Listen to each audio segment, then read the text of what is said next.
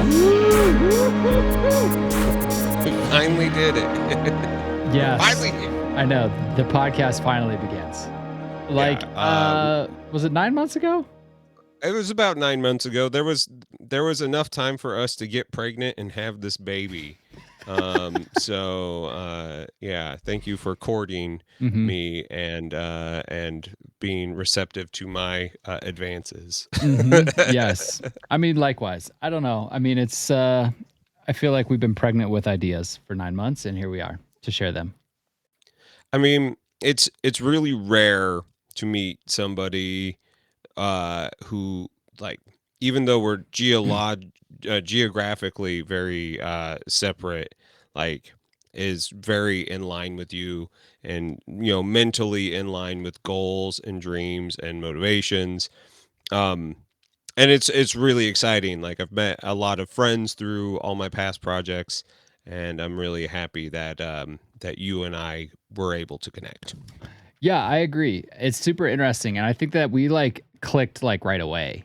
Like Yeah. during our interview on your podcast, I was like, I could talk to Heath all damn day. And I think that we've made that joke in the several content things that we've done together since, because we did collab streams and more episodes and all sorts of stuff. And it's like I could just sit here and just chat. And I think I'm one of the people who kind of has a gift of gab. Like I could talk to anybody, but it's like, I guess this will sound bad. I could talk to anybody, but I rarely give a shit. You know what I mean? I'm like, I could talk to people just endlessly, but it's like, I just feel like that's like my social responsibility.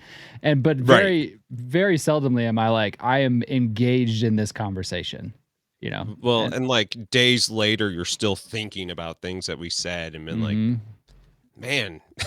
Yeah. and like that's instantly how I felt after our first chat. And just like watching you, since we are recording, we're doing this, we should probably introduce ourselves to anybody who may be brand new to the fold, seeing as how you and I know each other through very niche hobby circles. Yeah. Yes. So I'll let you introduce yourself first, because you have the coolest name. Well, my name is Trenton, but the Warhammer Which is world, a cool fucking name, man. It's not too bad. It's not too bad.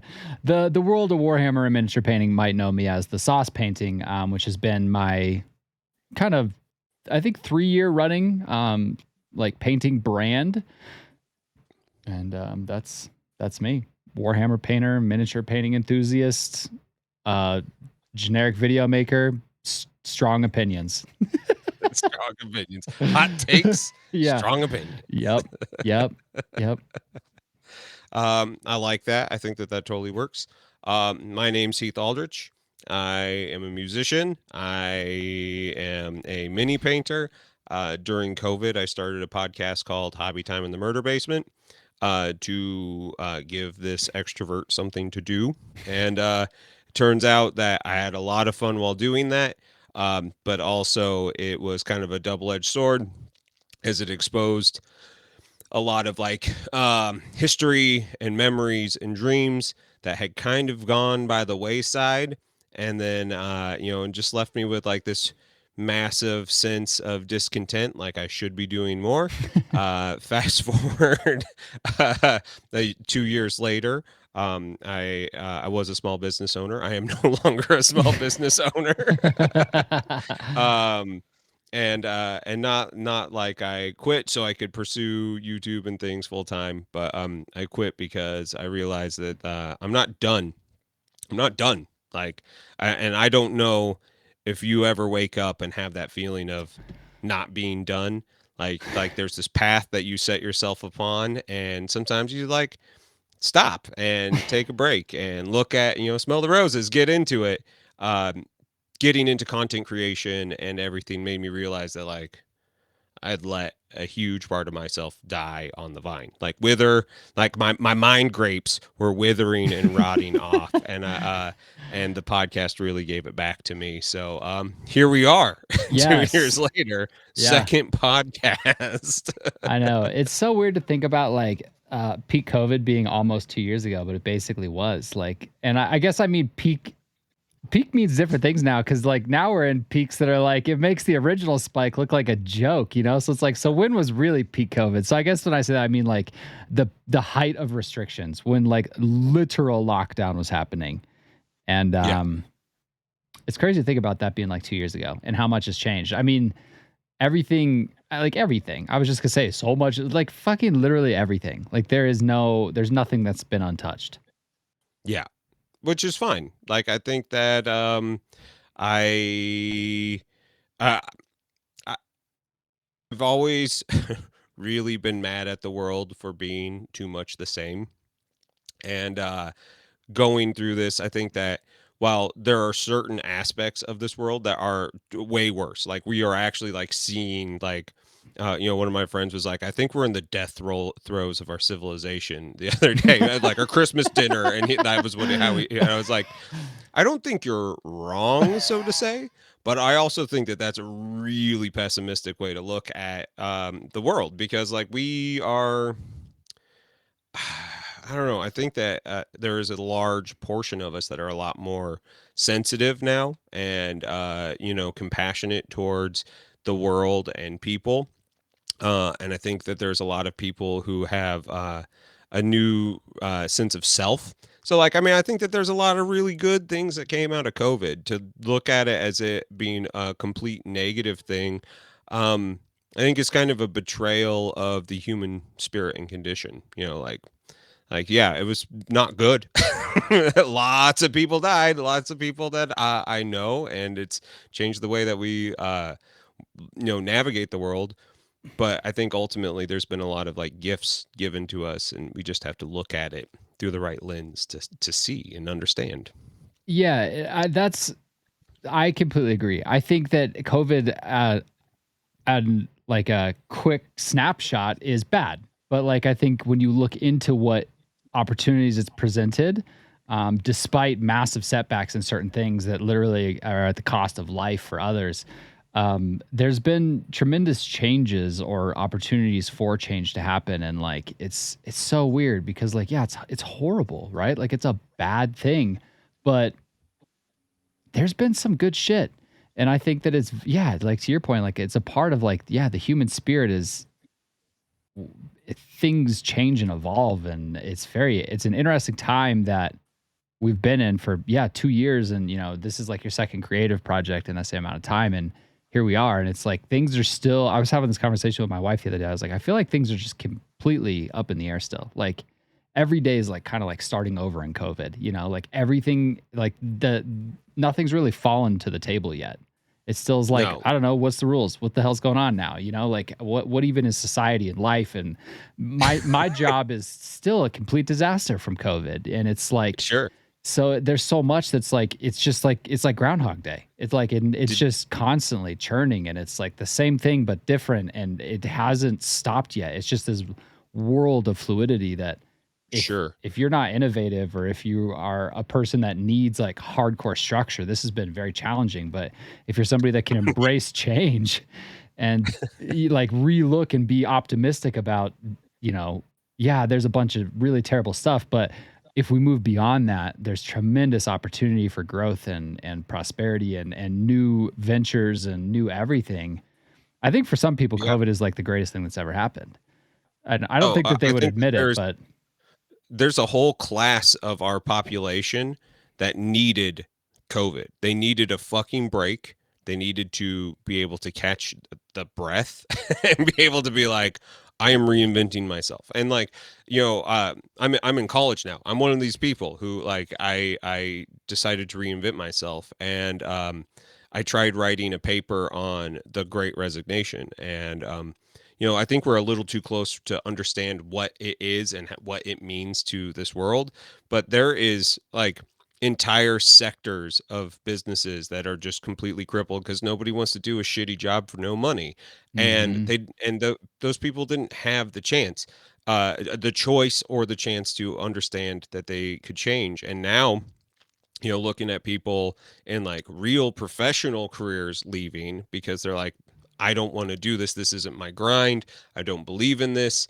It's making every sector of business have to really reconsider what it means to work. And like I would like to get closer to a European thing here in the United States. Like they take the entire like month of August off. Like I think that that's Yeah. badass, Yeah. and I would like people to, instead of living to work, I'd love to see people, be able to like, I work to live. I go, I come home. It's separate, and they can enjoy themselves for who they are, and I think that that is extremely important, and I think we got away from that like pretty hardcore. This late stage capitalism thing was really bad for the human condition, and it took something like COVID to like make people think differently because businesses are still making money. Like even my Yeah. small business was making money. Like Totally. we were actually doing. I felt more stable than I probably ever had, and I think that that was probably like the part of my discontent is like, I just kind of hit that plateau and I was like, no, I actually really do want more. I really do want more here. Yeah, it's really interesting. And like, I mean, yeah, the idea of late capitalism and how great it's going. It's like, as much as it's a fucking train wreck, by the way. It's going so bad. But there's parts of it that I think are super interesting that's like these businesses, I don't know. This is an instant tangent on the first episode, but I feel like businesses that struggled with COVID, it's like that's the invisible hand, right? That's capitalism being like, look, dude, you got to change your business model, and if you don't, you will get left by the wayside. And that's like the brutal truth of capitalism. That's at the core. Yeah. That's the brutal truth of capitalism. But in reality, the brutal truth of capitalism is that the whole fucking system's rigged. But other than that, yeah. So it's interesting how much has changed and everything. And like, yeah, I mean, I could relate a lot. Like in the work perspective, you kind of like taking a step back and be like, I'm in college now, and I want to change my trajectory. I work, we've never really talked about this too much, but I'm an account executive for a very large corporation.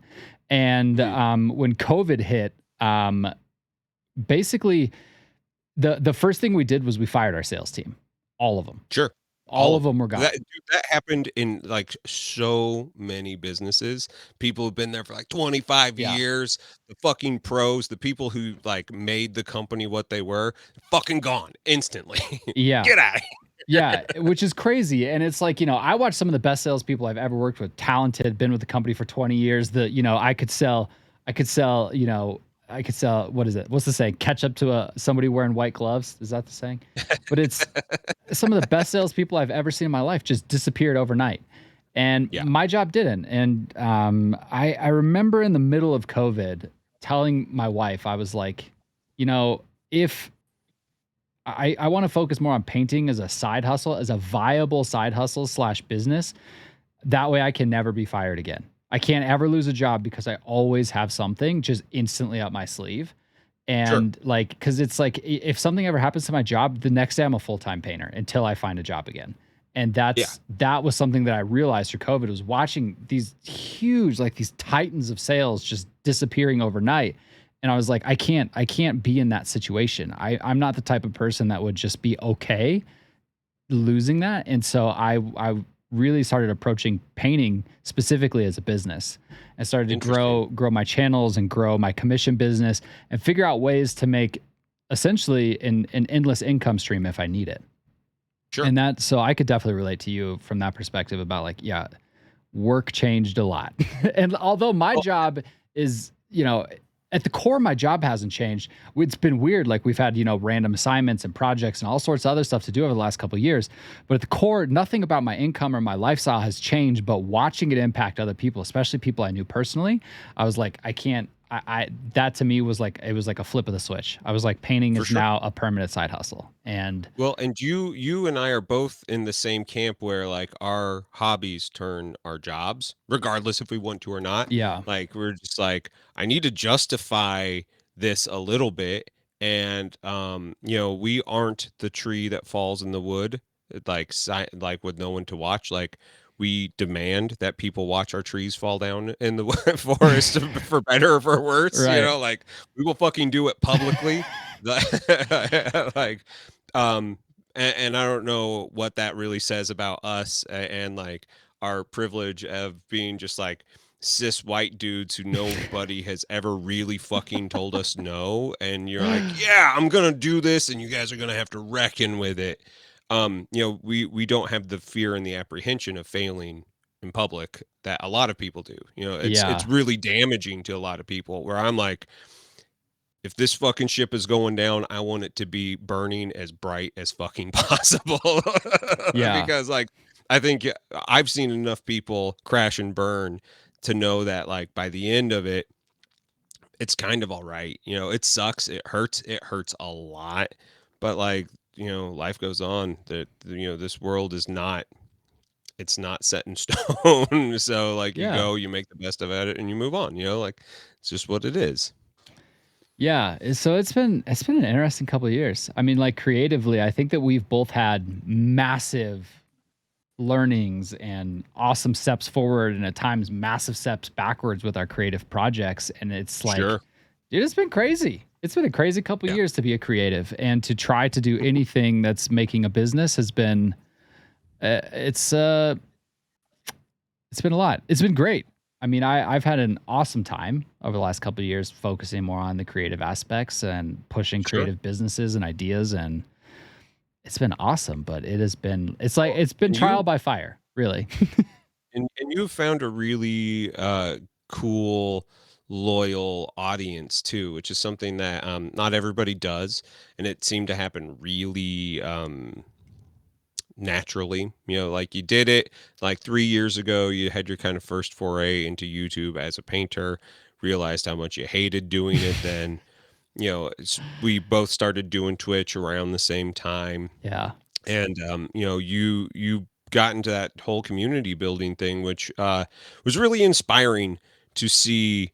Like your shtick be something that it was replicatable. Each time you come back to that well, more people would show up to your oasis hanging out. They were like motivated, they were pumped.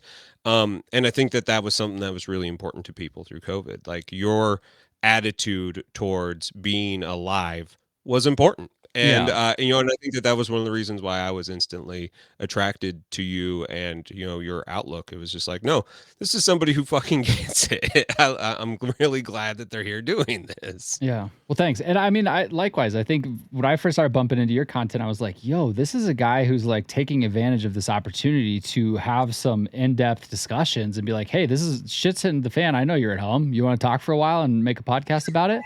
We're all And fucking bored. and I was like, this guy's he's like pulling back the veil on all of these painting personalities that people don't know. It's like let's talk about what's behind the veil. And, Sure. and it wasn't always like that. I think that there was people that felt like fenced off, but there was a lot of discussions from the episodes I listened to that was like, holy shit, I would have never known this about this person. And it was like, I Yeah. always thought that was such an interesting approach, which was like, let's just learn about the person behind the paintbrush and let's just Sure. talk about it. And the whole thing was just such a fresh creative approach to like the painting community that everybody didn't know that they needed until it happened. And everyone's like, I would call my favorite painter. I want to know what they're all about. And Right. it was cool. It was very inspiring to watch. Well, I think that it was for me being able to do something like that was it was very cathartic to be able to know, like, because I got really down on myself when I got out of music the last time. I just thought that like nobody would want to fucking listen to a guy talk. Like we were just like past that, and like because especially here in St. Louis, we had this like whole new push of like new women in the space, gender queer people, and I was like thrilled to fucking let them have their time. Like please do this. Like we need you here. You're Yeah. way more interesting than me. Like me talking about my feelings in a song really only helps me, but like you have a perspective that is unique, and I want to experience this. I want to live vicariously through you. And so I did. Like as soon as I felt like I didn't have relevance anymore, and I was just like, I need to take a fucking break. And it was great. It was like it was really cool shutting up for a while and listening and seeing where everybody was and where everybody's growing pains were. So going into like something like the podcast was like I think really important to be able to, kind of work back into the world and understand, like the who I am, what my voice is, and what's important, what people actually relate to, and that I think was good. Taking a step back, listening instead of talking, I think was good. And now all I want to do is talk all the time. um, so like the whole idea behind this podcast, something wholesome, was to give people something wholesome, to give some people something to get excited about, to motivate people to get out of their little bubble, to stop being afraid of the failure. Whatever we can do to relate our lessons to other people, we wanted to give that to them.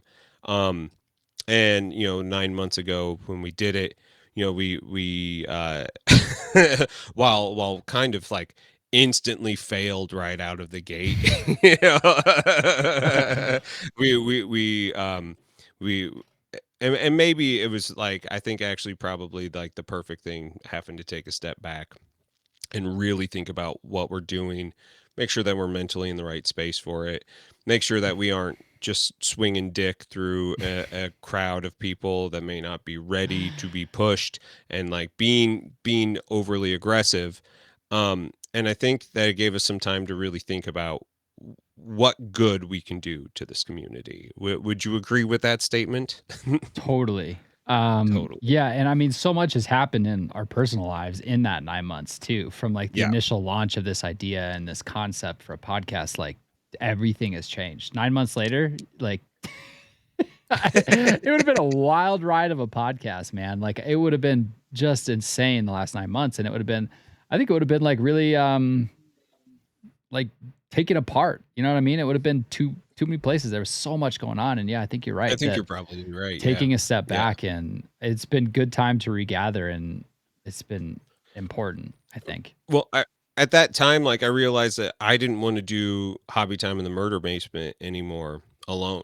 Like, I don't, being an alone voice and creating like these parasocial relationships and putting myself onto these people, like I started realizing I was putting too much of myself onto other people, and in weird ways, because like I was expecting a lot more than what I got sometimes, and like that wasn't good.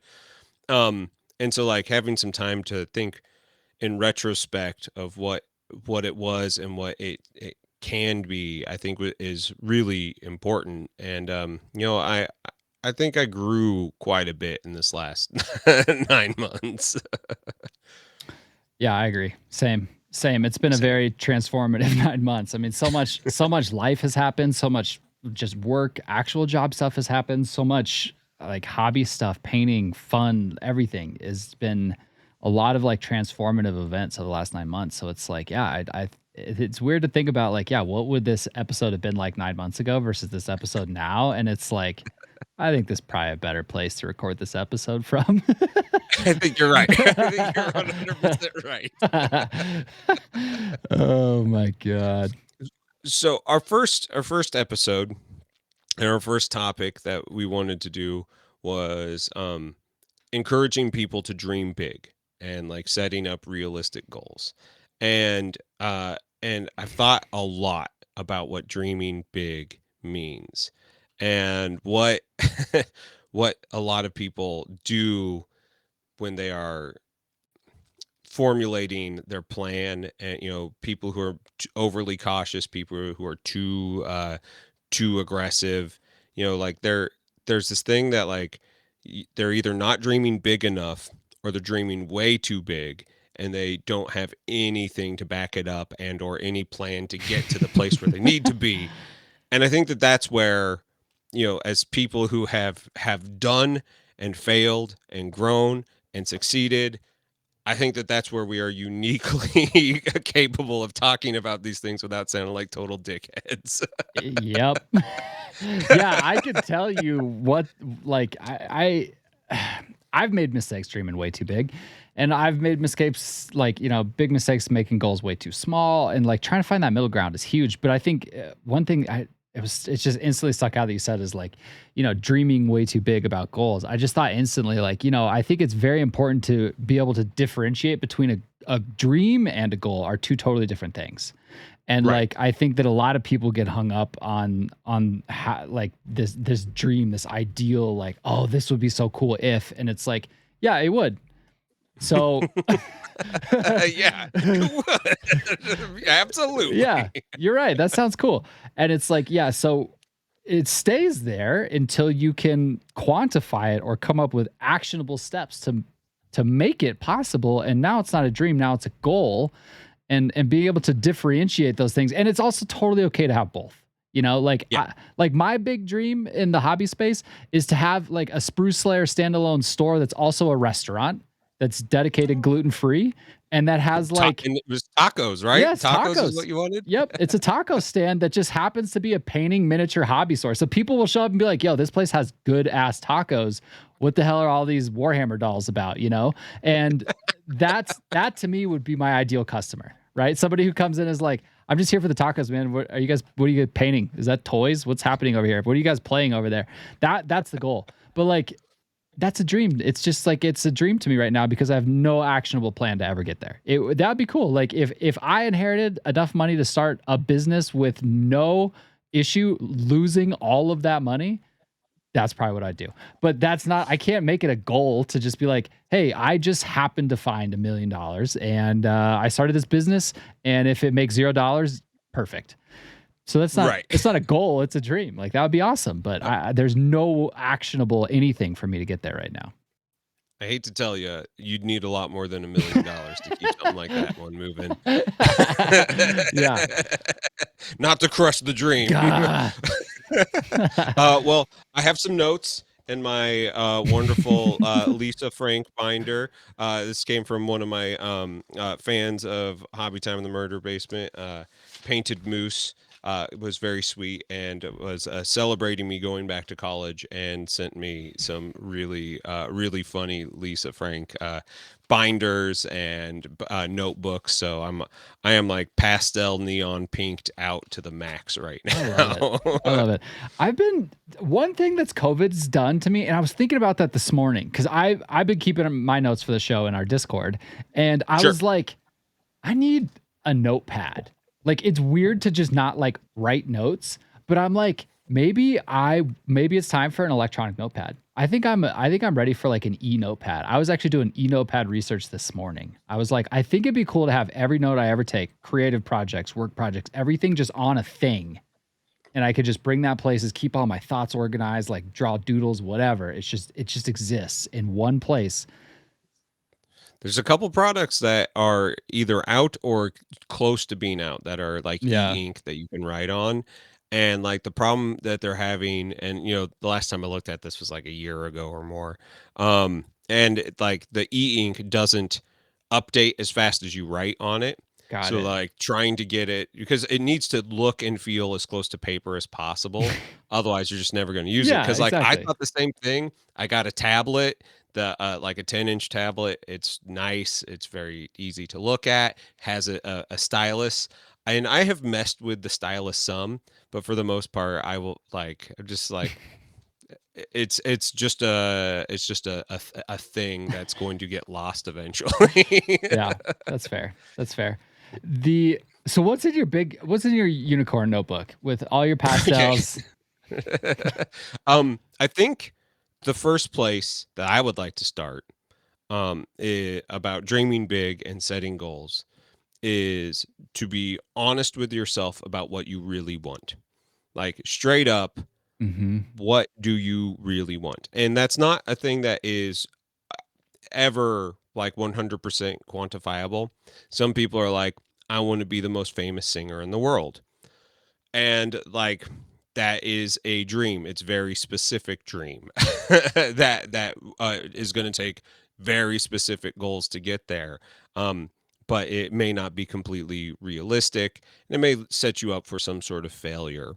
And then there's some people that are like, coming from the music world, how many times have you gone out and seen a show with like local people and they're like, if some people show up, if like people here, it's cool, but like, it's fine. And like, I totally get it. But then nobody shows up to their show and then they're pissed that nobody showed up to their show because they aren't committed to their dream. They aren't Yeah. committed to their goal. And so like, I think that like both pieces are on like, they're part of the same puzzle.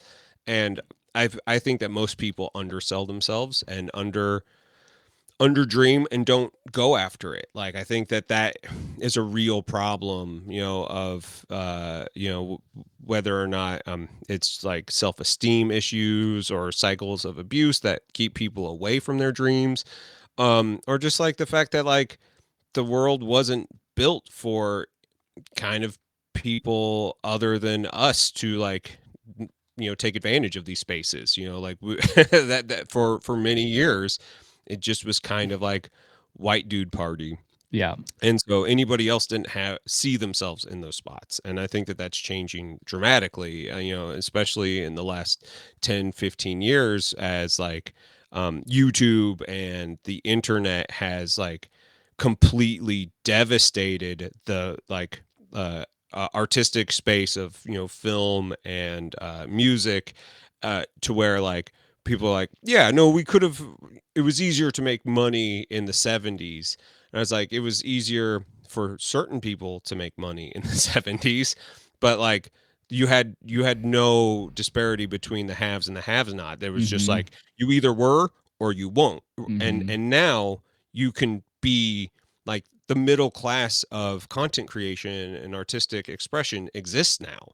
And that's something that's totally new and something that is, within the last 15 years, something that the shambling corpses of the entertainment industry hasn't really totally figured out yet. Yeah. Yeah. I mean, you're right. I think you have to kind of know where you're going to set an appropriate goal. Cause I think a lot of the time people set inappropriate goals. And I think some of it, I think, is due to not understanding the end, which is a very interesting way to goal set. I've seen a few people talk about this, but a lot of people that I like, for example, like one of the most influential people that I listen to and read about or whatever is Tim Ferriss. I love Tim Ferriss. I think his approach to everything is spot on. I love it. It's just how to cheat at life. It's all hacks, life hacks. He's the king of I am life hack king guy and writes books about it. And it's interesting stuff because it's very thought provoking ideas. But I've heard him talk quite a bit about sometimes he'll approach goal setting from the very end. Like this is where I want to be, and then it'll almost like he'll write the goals backwards. Like if Sure. this is the finish line, how do I get 100 yards from it? And then how do I get 200 yards from it and work back to the beginning of the race? And I think that's an interesting approach too that could be for somebody who's maybe having a hard time understanding like what really is my goal and what is like really what do I want out of this? Maybe it's best for those people to start at the end. Yeah, no, I absolutely agree. And I think that that's something that I encourage anybody who is starting a creative endeavor, going back to school, like whatever you're doing, look at the place that you want to be. Like I think that it's absolutely shitty what we do to our kids where we tell them that they can be anything that they want to be, specifically my generation and younger, with that you can be anything that you want to be. And that's fucking bullshit. Like you can kind of only be one thing that you want to be at any given time. Hmm. And like it doesn't mean that you can't do multiple things or reinvent yourself, but like you're not going to be a fucking astronaut and a paleontologist at the same time. That's just not going to fucking happen, like so like the idea of understanding what that goal really is and what you want to be.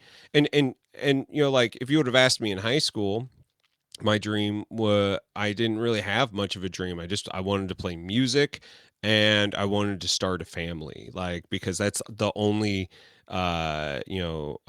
role that was ever laid out in front of me. Is like my parents got married, my mom was 17 when she got married, Yeah. like that. It was, they were in high school. My dad was older, of course, but different time and oddities, of course. But like uh that was the only path that was really laid in front of me, and I really rebelled against it because like I'm gonna I will bare my soul first, and then I'll ask you to bare yours. As an adult looking at my dream, I now know that my actual dream is to be able to be supported to a point with my creative endeavors, whether that be music, whether that be podcast, whether that be live streaming, whether it be YouTube, whatever it is, like filmmaking, whatever creative aspects of my life, to be supported in a way where I can go on vacation when I fucking want to. Mm-hmm. I can have health insurance. My wife doesn't have to work a shitty job that she doesn't want to just for us to have health insurance. And that we feel like we can give back in a very real way, be either that be financially or just time in, like, volunteering for stuff or partnerships with social like um nonprofit, work, things of that nature, like something that is holistic and creative. That is my goal, is to actually make a living doing those things. Nice. That's respectable. I like it. Yeah, It's making not a too big. It's very attainable. yeah. Yeah, mine, I would say mine has transitioned throughout this year that mine would be very similar about a year ago, but I would say mine now has become more of a like a pursuit of like I guess I don't even care how cheesy it sounds. Like it's like a pursuit of love. Like it's just like a never-ending pursuit of like what brings me the most return, and like Sure. trying to create the most positive world I can around me and positively impacting what deserves to be, but also at the same time, like, not caring and trying to avoid and move away from things that bring negativity into my life that impact that negatively. Like I Sure. think for me, I'm more into the idea of like, how can I be the best influence on the people around me and how can I make things better and on top of that just having an amazing wife and being like how can I be the best husband available and I think that stuff to me has in a lot of ways started to outweigh like financial desires and goals and chasing like hey I want to be comfortable, I don't want to have to worry about health insurance, or I don't like some of that stuff, which I get, like I think that's always been me, but I don't know, I feel like the last 12 months I think for me it's more of a pursuit of happiness and love and wanting to just be the best version of me that I can. And I feel Sure. like it's like I feel like that's been challenged, and that's maybe where that comes from for me. Is I've had a year where that ideology has been pushed, and it's become more Yeah. important for me to be like, no, I have to pursue like happiness, and I have to pursue what's important to me because I want to be the best me. And when I'm doing stuff I don't want to do, I can see it negatively impact me and then the things around me in my life. And so, for me, that's like my big goal right now is just be happy, do what I want to do, and like I think that money follows happiness and value. And so I don't know. I think for me, I'm just going to keep focusing on that. And I think that in theory, money will always follow money definitely follows value. Like that's just like a life cheat code. But I think happiness in a lot of ways outweighs it. And I think the happier I am, at least I've seen in my life, the better I am as a person, as a husband, as a creator, as anything.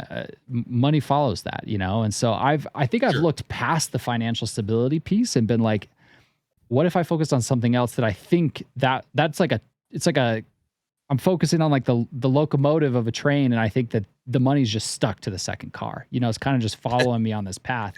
And it's like, hey, as long as I'm happy, that's the number one thing. And if money comes with, awesome. Yeah.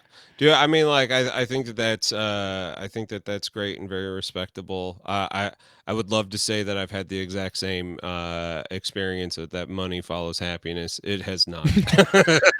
Yeah. I was very happy for like the last 11 years of my life, and I did not make hardly any money doing it. Yeah, I, that's I a like I set myself up for success, like that, like, and that's another part of dreaming big and understanding what these are is like, if you're not gonna make it, don't let your fucking engine wipe out. yeah. Like I made the comment about how yeah, I want to go down in a fucking blaze of glory in public. Like if it's gonna go down, it's gonna go down hard.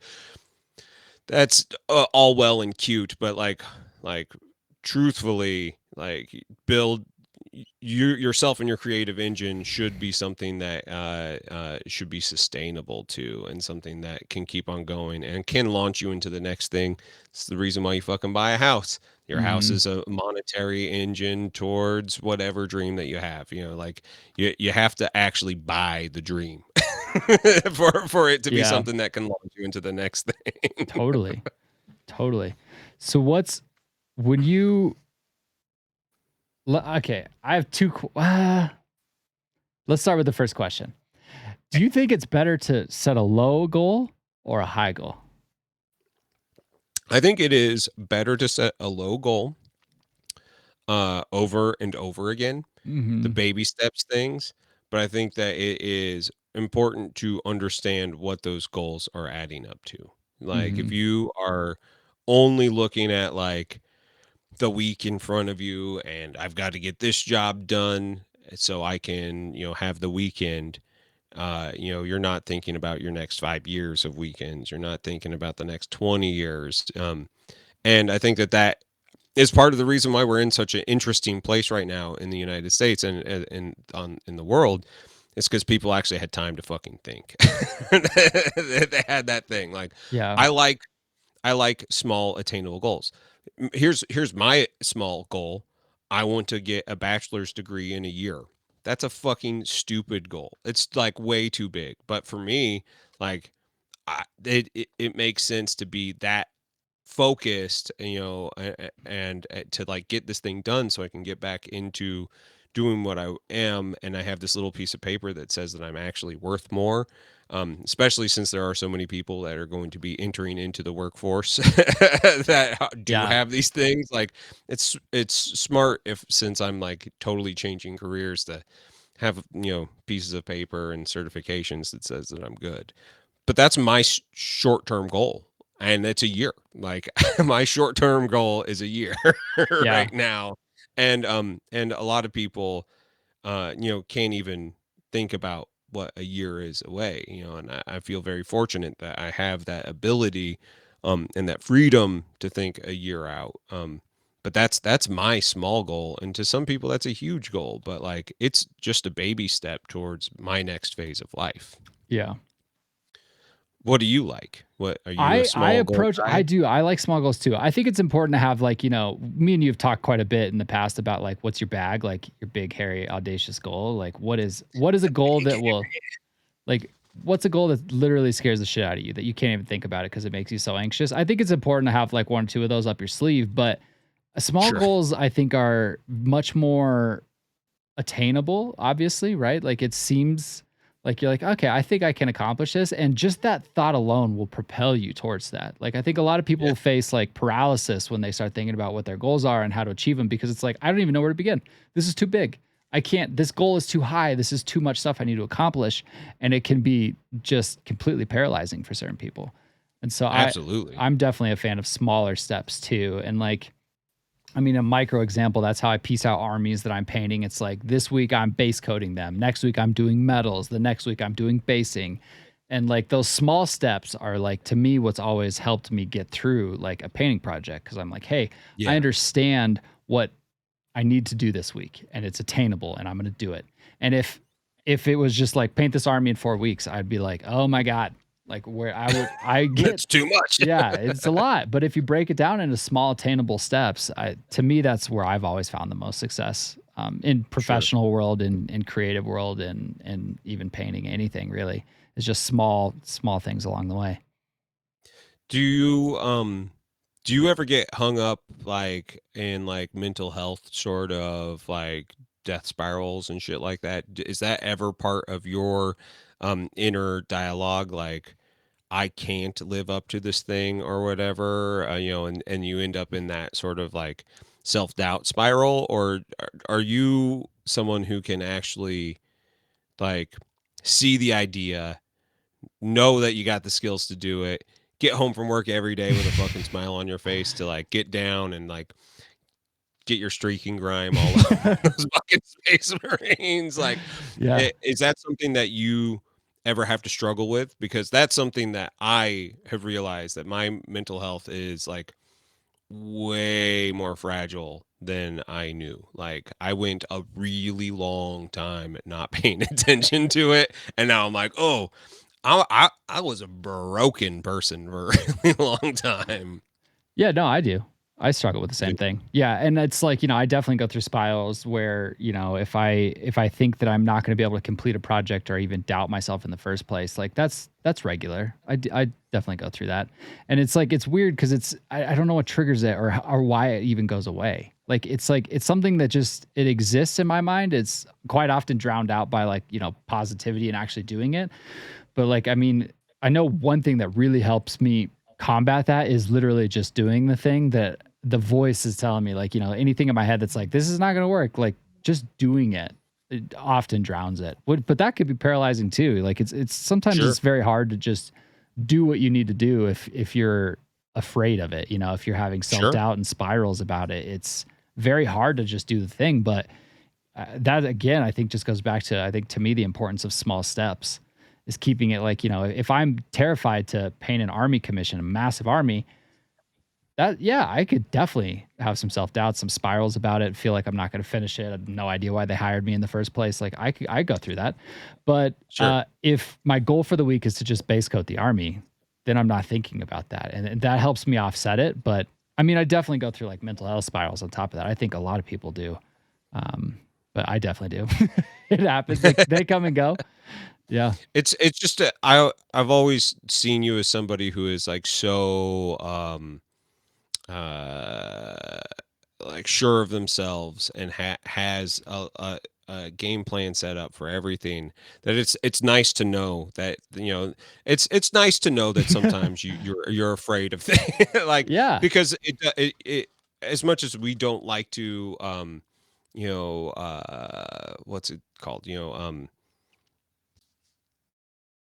compare ourselves, it's hard not to, especially someone like me, like, where I'm pushing 40, and like, while everybody who hasn't been self employed before would be like, god, you did it, you were self-employed for 11 years, that's like such a success. I have a buddy, like, he was making six figures, and I was like, that's fucking great. I haven't paid myself in 6 weeks, Yeah. like, it's very hard to see both those things, and so yeah, it's a hard spiral to break out of, not comparing yourself to everybody else around you. Yeah. I think that a lot of people go through that. And I think that's just part of the mental health crisis of the country is people aren't talking about it. I think, I think more people than not have this problem. I think a lot of Sure. people go through it. I think a lot of creatives do because we know how competitive it is in the world at whatever you're creative at. If it's a musician, a content creator, or whatever it is, it's a competitive scene. And I think a Yeah. lot of people go through self doubt and imposter syndrome and a lot of issues with it. And I think that that's way more normal than anybody thinks. And it's just nobody's talking about it, and it's Yeah. totally okay. As so many people, I think if you, I would be shocked to know that the person that anybody looks up to the most doesn't go through the same thing as the person looking up to him. In a lot of Right. ways, we all go through the same trials and tribulations, and it's different scales at times. It might be different problems, but we all have a voice in our head at times. We've all got something Sure. in there spreading self doubt and issues, and defeating that and overcoming it is, I think, a lot more normal than we think. And I think a lot of Yeah. people struggle with it more than others, right? But I think even the most successful people in the world have days where they don't want to get out of bed, and Yeah.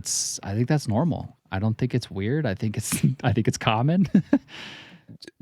Being doing school at my own pace, I have realized that I hate being awake in the morning. Hmm. I hate doing things that require this, and like the cheery mask that I put on when like I'm trying to like not bring people down.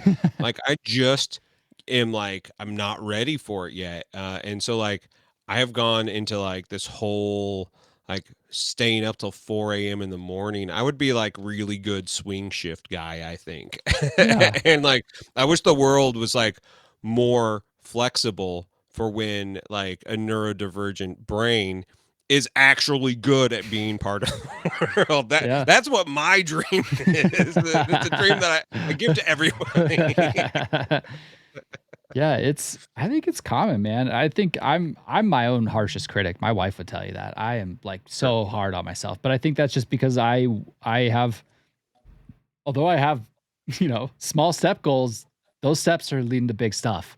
And I'm hard on myself along the way because I want those things. I want certain things, and I've just always been super hard on myself, like always. And so I definitely can go through spirals through setting my own goals and projects and deadlines and everything where I'm like, there's no way, and like I think one thing too that also helps me with goal setting is it's totally okay to not make a goal. Like, and it's Yeah, not the end of it. Like, if you have a sure. timeline and you don't make it, like, yeah, dude, okay, well, give yourself another week. Like, Yeah. and then if that one doesn't work, well, now it's a rolling 1 week goal. So, Right. Right. I think goals should not be ultimatums or finite. It should be we'd like to get this done, and this is the plan. And that's I think one of the things that I've learned, especially as a creative and, having goals inside of like YouTube, right? Like I want to hit a certain number of subs, I want a certain monthly payout and all this stuff. It's like, Yeah. well, I didn't make that. So what can I do? What small steps or what actionable items can I do to keep propelling me towards that? It helps a lot. Yeah. Well, I was really surprised, like when doing hobby time in the murder basement, how many people were like, like Miniac and Jeremy from Black Magic Craft. All of them were like, if I didn't make it in a year, was going to quit. And I'm like, that's insane.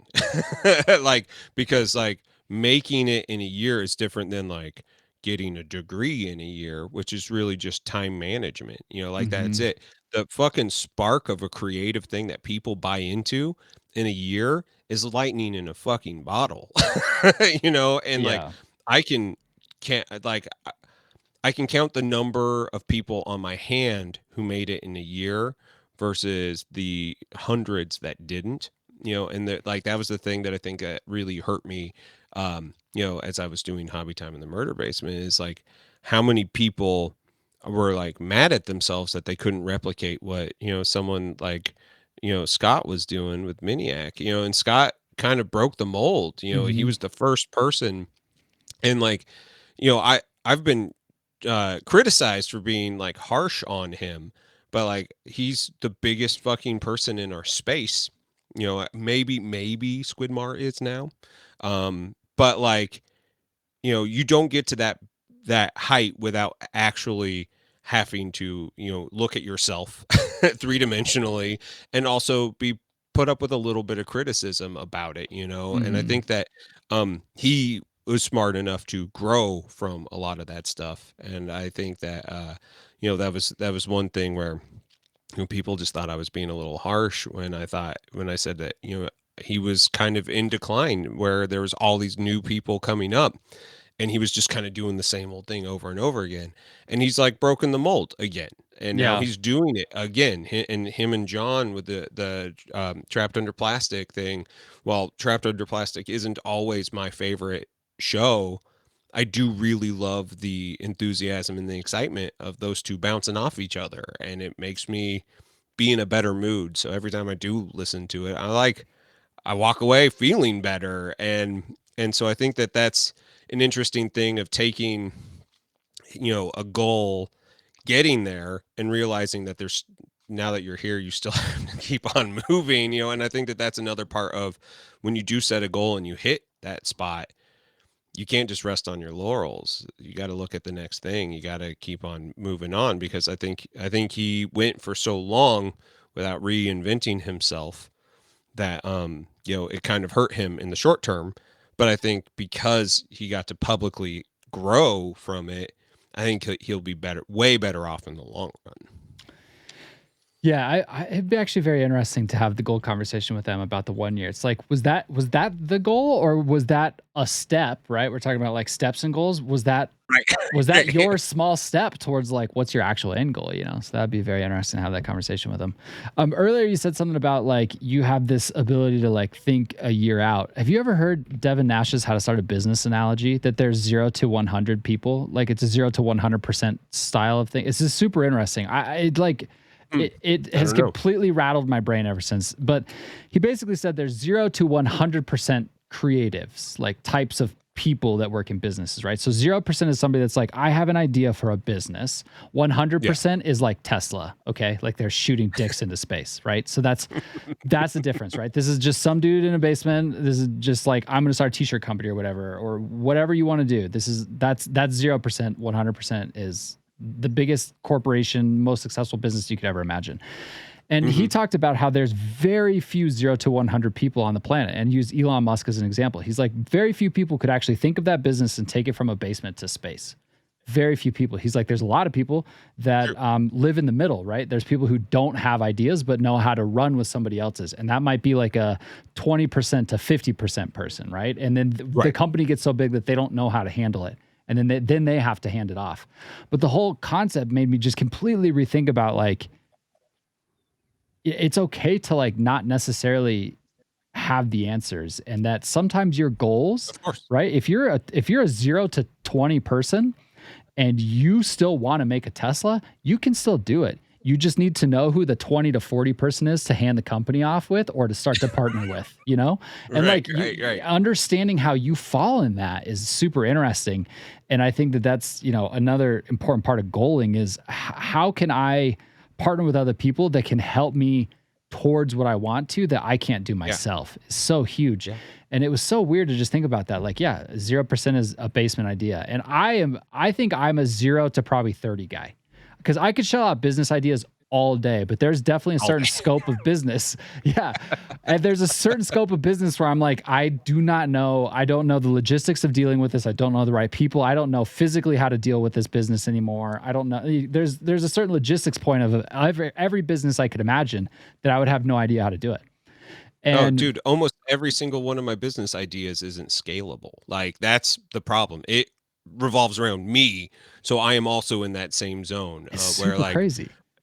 and so like and especially coming from like the artistic thing. I had an early Christmas with my in-laws, and my mother-in-law is an artist and is a fucking fantastic artist. Like, not only is she an accomplished painter and is like expert at like the efficiency of color and contrast. Like, I was sitting there eating dinner, looking at one of her paintings across from me, and it was of of apples. And I fucking hate still life. Still life is boring as fuck, and I get why people do it. I get the exercise. Her still life is much more impressionistic, so it is Mhm. more ethereal. The colors are different. It's not photorealistic, although you take a couple steps back, maybe squint a little bit, and suddenly this thing comes into focus, and it is. um but there's this stupid like ridge of an orange that was just like this burnt umber orange, like just like a zigzag like across the ridge, like where the light would hit. And it was beautiful and evocative and simple and efficient. Like, she didn't go back over it. Like, we sit here and like I've got this fucking model here, this Ava '01 that I've been painting off and on for a month. And I just keep on pushing little tiny paint and trying to get it in the right spot. And like it's I get so finicky and in the weeds on it. And because like for me it's fun too. She's like, fuck this. And just like slaps it and like moves on. And it's powerful and it looks great. Um and so she's a very accomplished artist, and in her twilight years, I hate to say it like that because it sounds like she's fucking done and can't come back, and I think she's making better art now than she has probably in the last 20 years. Her sculptures are fucking amazing. She is realizing that she fucked up and that she didn't follow her dream. And she looks at people like Picasso and all this stuff, who basically sacrificed literally everything. They were fucking monsters of human beings to be around. They were shitty. They were fucking womanizers. They were not people like we look at them as like these important art movements, and we idolize this name. But if you look at fucking Jackson Pollock on paper, he was a fucking douchebag. And they all were all horrible. And she is like, I missed my mark because I put everybody else in front of me. And I'm like, yeah, but I would say that you're a better painter than Picasso. And she's like, yeah, but like, if nobody sees my artwork, then it isn't artwork. And I was like, yeah, but like, you know, the tree falling in the forest is a shitty metaphor. Like, yeah, your tree fell, but your tree is nutrients to all the other trees around you. She was a fucking teacher. She's taught plenty of artists. Like I'm like, you don't understand it. Yeah, you didn't hit your fucking Tesla moment, but you have, you know, enriched thousands of people's lives. Like fucking Hillary Clinton's bought in her paintings before because she's in Arkansas, and so like that's the thing. Like she's there, she's made it, but she looks at herself like she hasn't, and I look at her as like you absolutely did. You just have to like look at it through the right lens. Like, yeah, not everybody knows the name of Nancy Zimmer, but like you aren't a piece of shit. You aren't a monster, a sociopath who only uses people to get to your place. So yes, you sacrificed your future for your family, but like it shows the creative compassion. And when you see those things in her artwork, it also informs the artwork. It's good. It's part of the process. Not that getting to that 30 or 40% or whatever is a success. Yeah. And that's why, like, when you dream big and you want to be the Picasso, you have to also understand like what you would accept as a human as like a victory. And I think that that's another really tricky part of this, of saying, I accept my place in the world, my position of, you know, business or art or, you know, content creation, YouTube subs. You know, you have to be able to be like I got to this place and my hard work did this, and I've given things to other people, and grow from that. You can't just look at the dream as the 100%.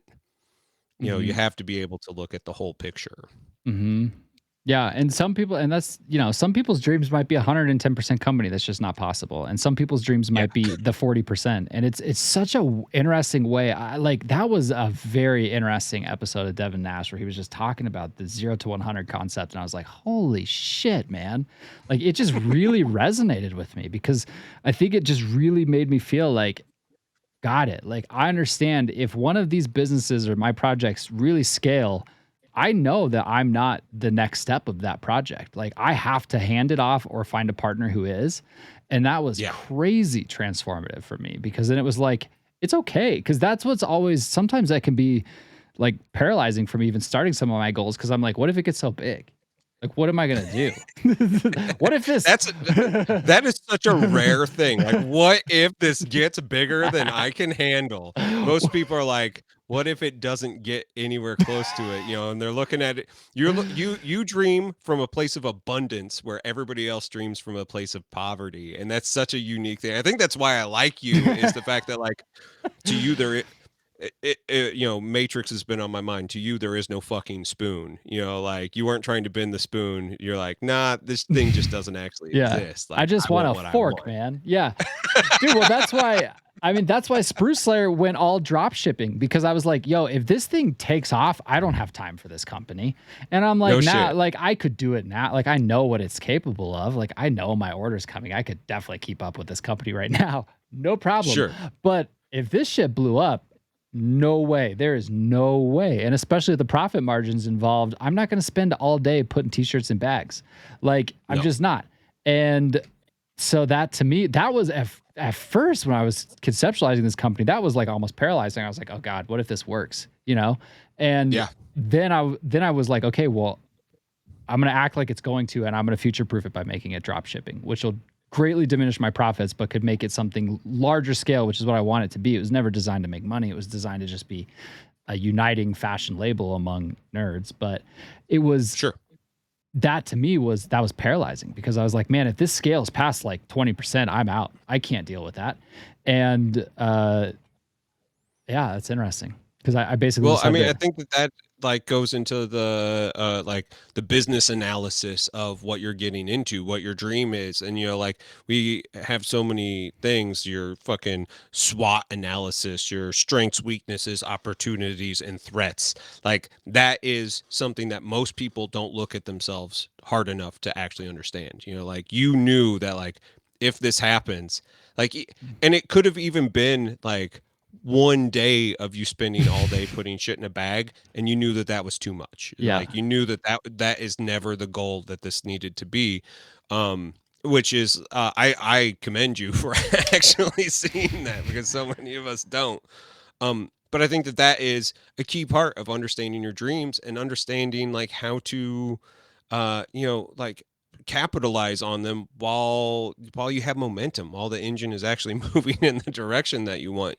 I the same thing. Like I have a screen printing setup. Like I got really simple like designs for Hobby Time in the Murder Basement. I could have done it all, but I couldn't have ran my business, done a podcast, and screen printed. Like I just, it's just kind of just too much for me. And so I did the exact same thing. Went drop ship, and I fucking hate Teespring and the printing. It sucks.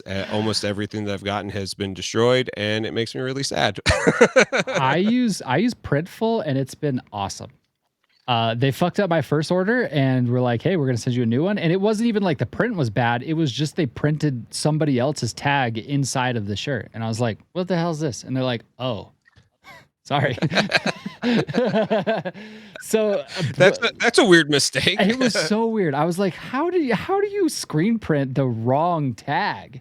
Like, what is Yeah. that? Like, I feel like that's more work than to do it the right way, but whatever. And they fixed it. They were awesome about fixing it. And so I've had, I love working with Printful. So if you need a new drop shipper, Printful's been awesome for me.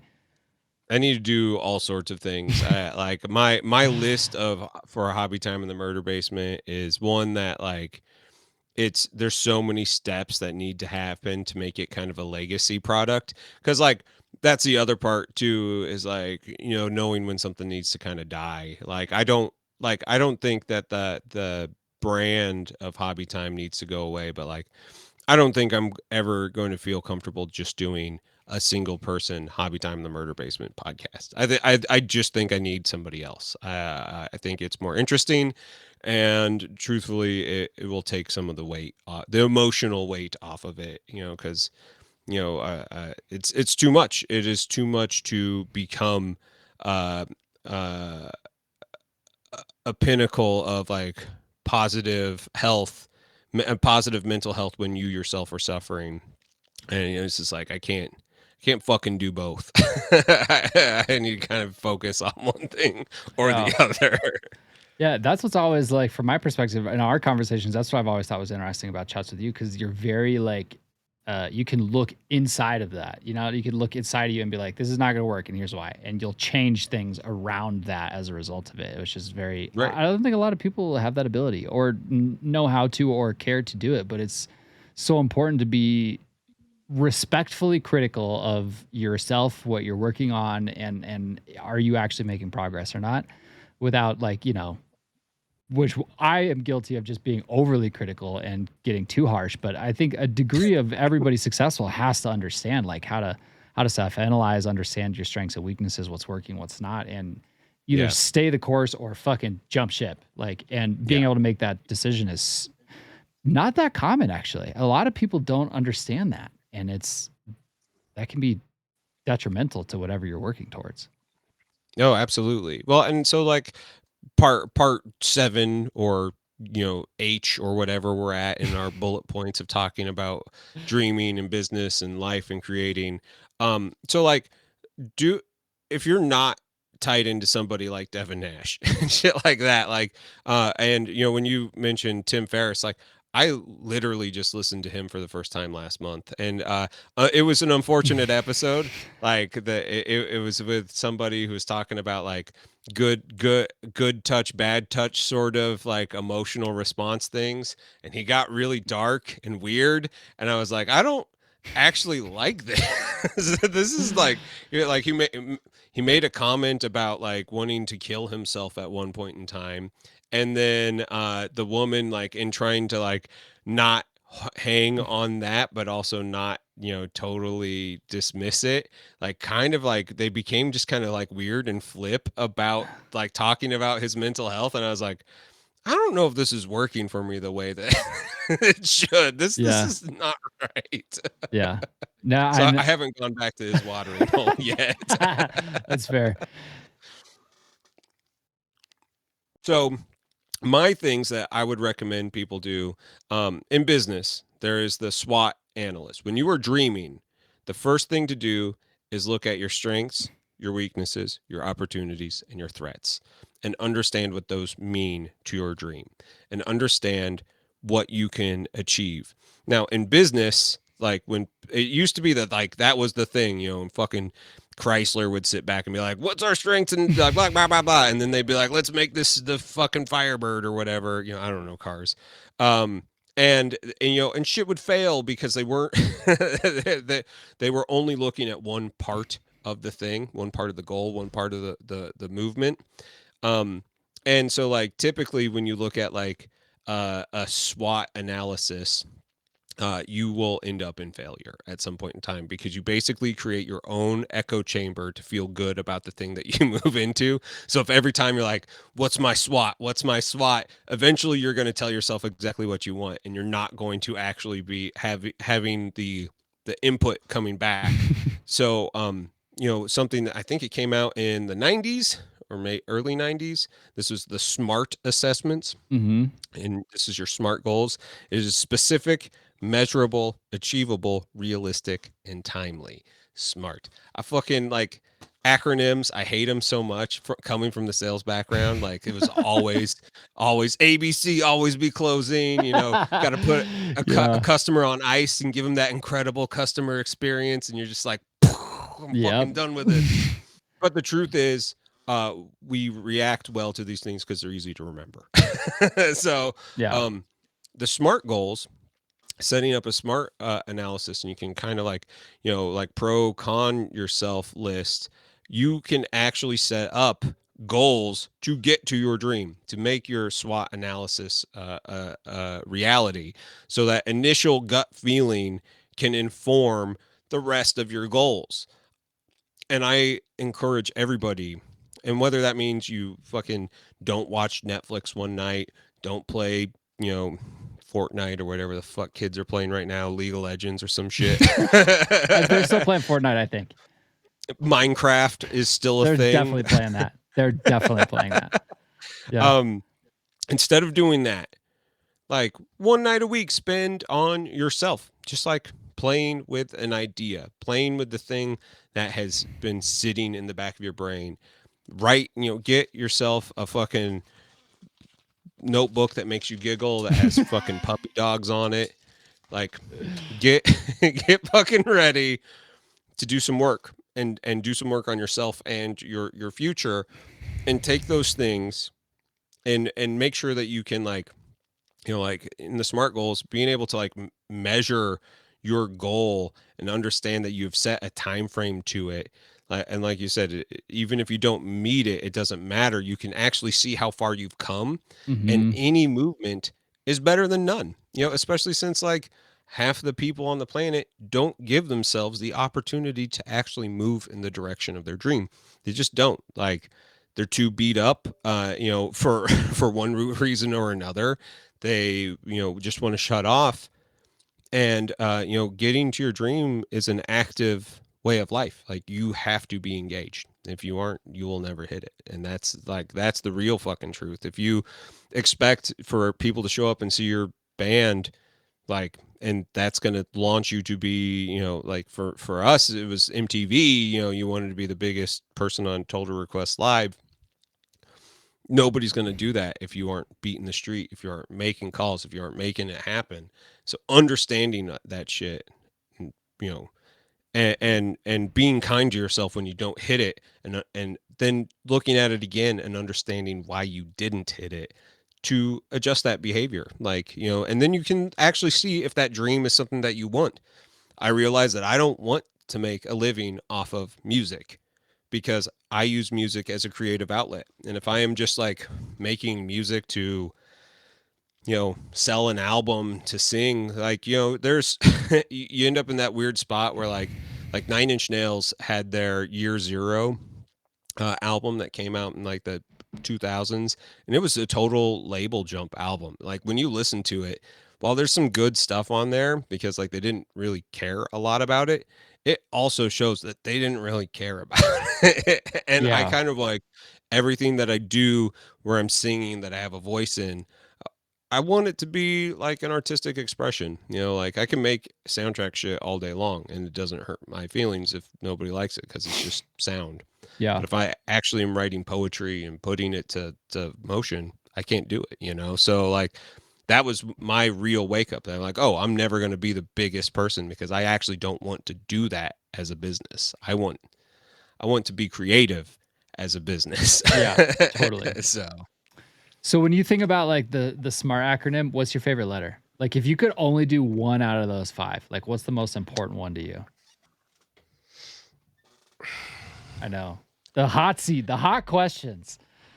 it's a weird one because I think each one, depending on where you're at, is like really important. Yeah. And I think ultimately the achievable one is the one that I will always like make sure like fucking timely. Like all these things can be adjusted, but like I have had way too many friends like have zero understanding of how to achieve their goals and or put in the effort to actually achieve them, and that's it's really hard to watch because yeah, you're just like, I want to help you, but you haven't set up the correct correct goal for yourself. So like I think that for me,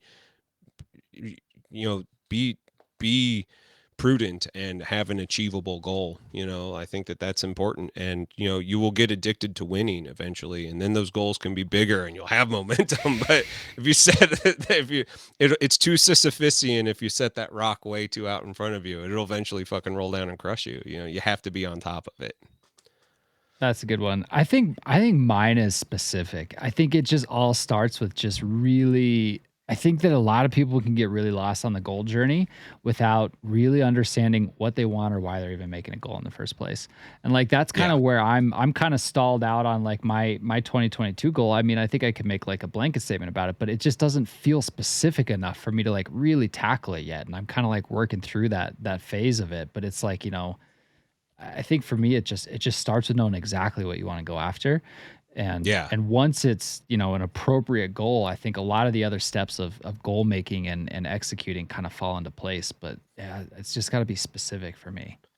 What is your baby goals for 2022? Like what, like in the super fetal stages of planning, what are you thinking? So for me, I would like to replace I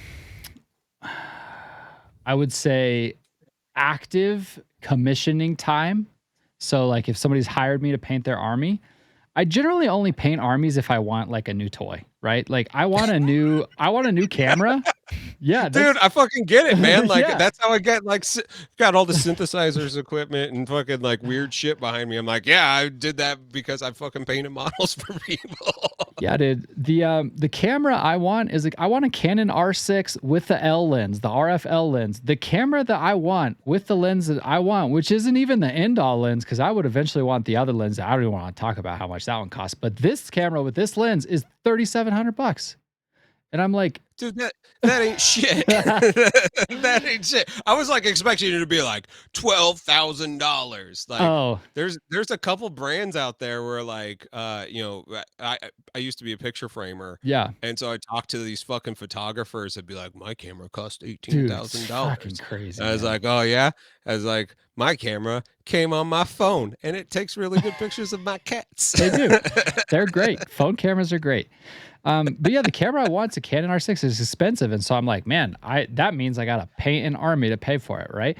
And so, what I would really like is by the end of 2022 to be able to make the money that I want for like toys, right? Like just Sure. nonsense adult purchases, paid for by the nonsense adult purchases, right? Like if I want a cool new camera, I want to get my photography and my videography to a level where I take contract work for it. I'm hired for events, or my YouTube gets into a place where it pays for that, And so it's finding ways to pay for some of my hobbies and stuff without active painting commission time, which I still will do. Like I'll always paint armies, and I definitely will continue and love the idea of flipping armies. I think I like that more than taking commissions, although it's less profitable. I just I would like to move to a more self-sufficient and more like passive income source on some of those things versus like being Sure. tied to effectively a verbal contract with a client like, hey, I'm going to paint this army, this is how much it costs, You and don't do actual paper contracts with people? no, Like, you don't make them. I only take local commissions really anyway. So it's people that I know. And the fucked up thing is if somebody like came after me or gave me a hard time, I would just sell their army, dude. I'd be like, "All right, dude, you're not getting it back. Have fun.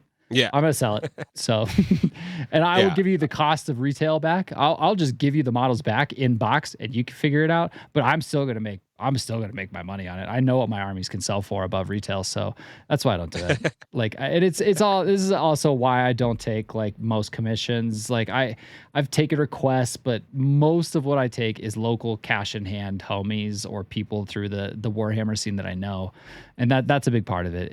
I just want it to be low key. I don't want it to be like this huge crazy like here's a legal document. I need you to sign this, and I don't know. So I'm yeah, all about people signing a fucking document when I'm doing that, and I'm all about, like, having expectations be extremely upfront because, like, I don't I've never experienced somebody I still like back here behind me, like you might be able to see like a Kingdom Death box in the back.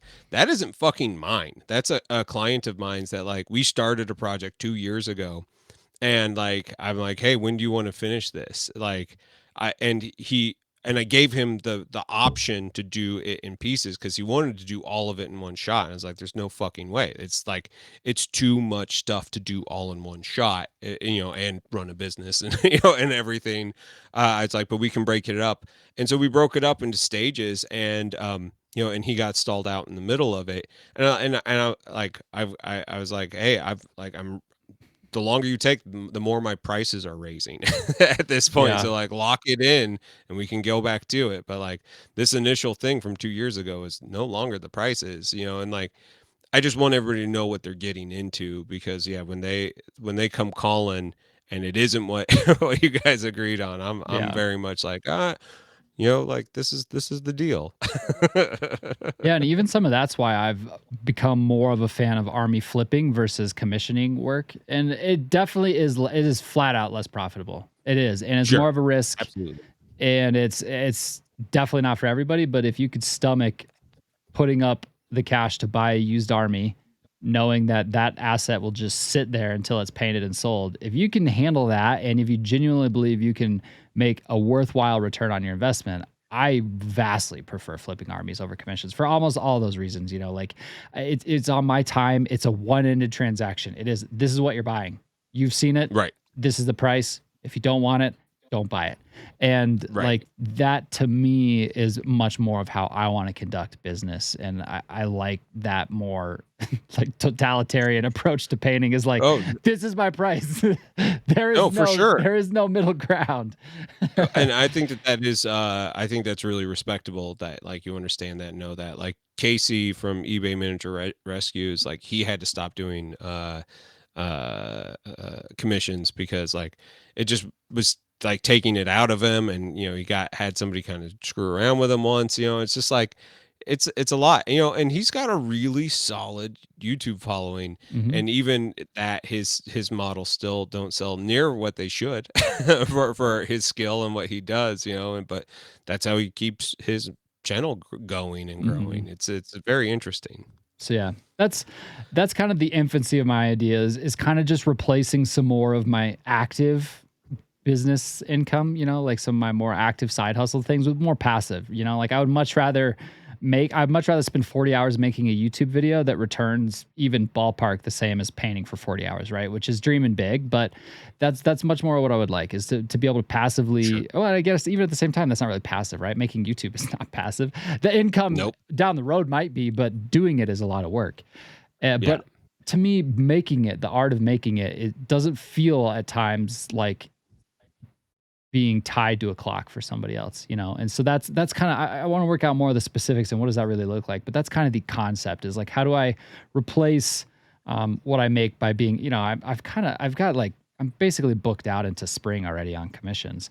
And so how do I continue to balance that and transition away from it in a way that's not completely pulling the plug because it's nice to have side income, to always have a side hustle, and that's Yeah. important to me. But how do I rely on less active means of income? Man, I have always wanted to start something like Chroma Collective where like we set our price on what it is to get commissions done.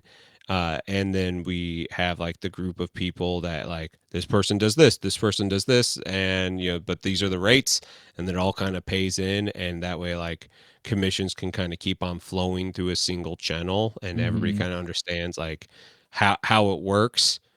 I have not figured out how to make that go because like I come March, like here my goal is like I have 2020, I need to get my fucking degree and also learn how to, code through JavaScript so I can get a, a high paying job.